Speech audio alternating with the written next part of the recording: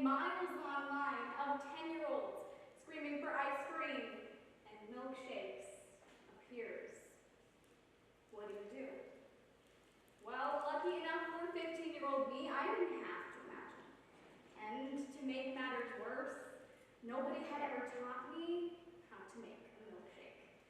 And so I improvised to the best of my ability. I poured the ice cream and the milk in the metal blending cup and turned on the machine. But it wouldn't blend. And so I tilted the cup until the blade scratched the metal around the sides. It was at that moment that my manager looked over at me and said, "Do not do that. It puts metal in the milkshakes." And that's when I realized I had been making metal milkshakes for children, and they had no idea.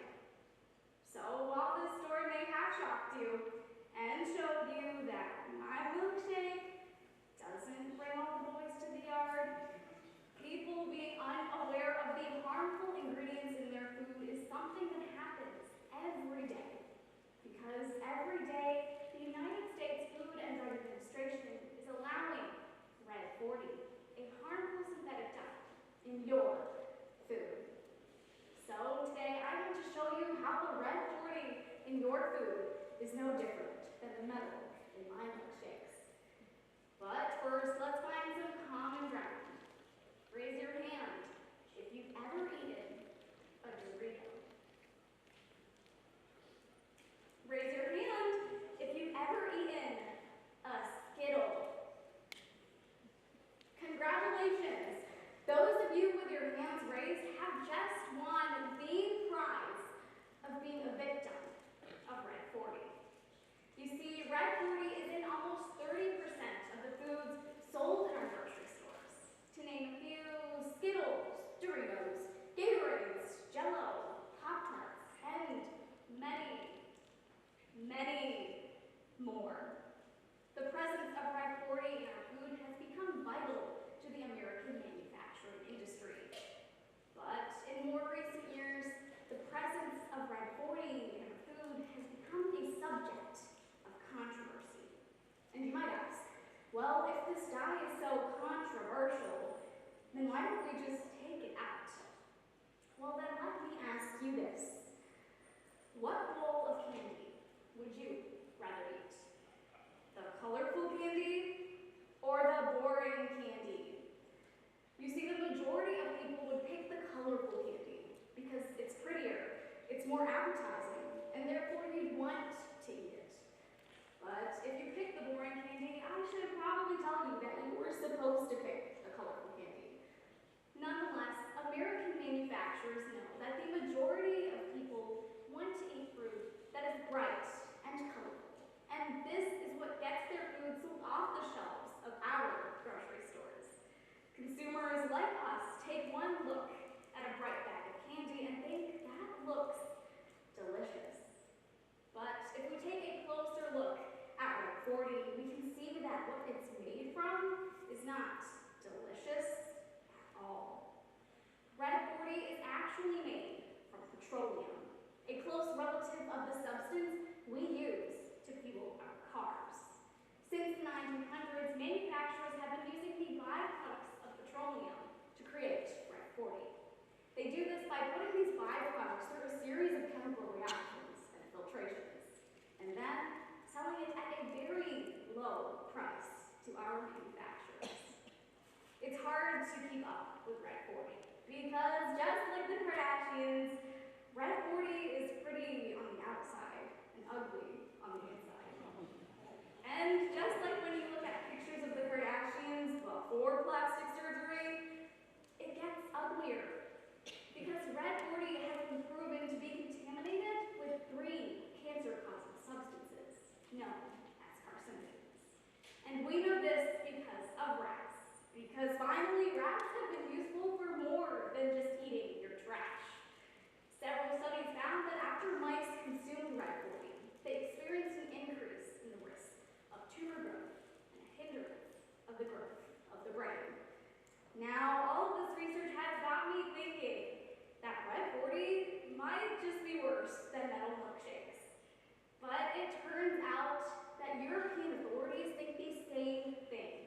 because in the EU, foods containing red 40 now have to have warning labels on them.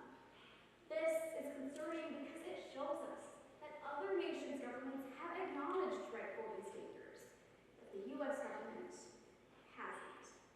And even though our government might choose to ignore red 40's dangers, society definitely hasn't. Raise your hand if before today you had ever heard of red 40, whether it was on the news, on social media, or from your parents. The majority of us have. I mean, even meme makers know what red 40 is. This shows us that it's no secret it's in our food, and it's no secret that it's bad for us. We know this, and so do scientists. Several scientists have started to suggest that perhaps it's time for the FDA to reevaluate our country's use of synthetic dyes in foods. But this is a decision that would not come without repercussions. What I want to emphasize here is one of the biggest paradoxes in the American food industry. And to do this, we're going to be playing a game of Would You Rather. So listen up, because here's how it's going to work. I'm going to show you these two bowls of candy from earlier, and based on a number of circumstances, you're going to pick between the two. If you pick the colorful candy, the one you would want to eat, I would like you to stand up. And if you pick the boring candy, I would like you to be boring and remain sitting. So let's try this out. First, I'll ask you all again, what bowl of candy would you rather eat? The colorful candy, stand up,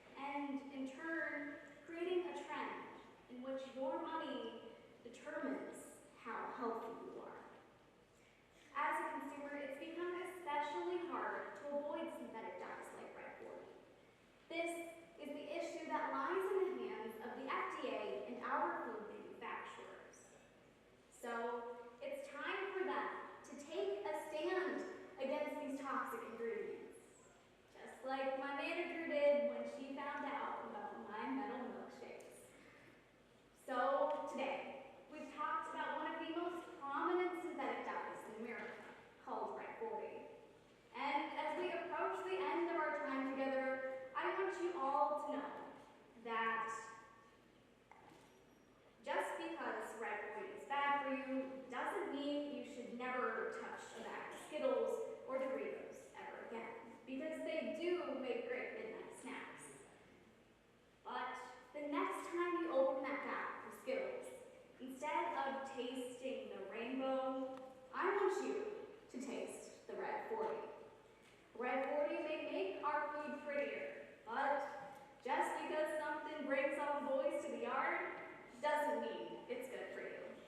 After all, if you wouldn't want metal in your milkshakes, I doubt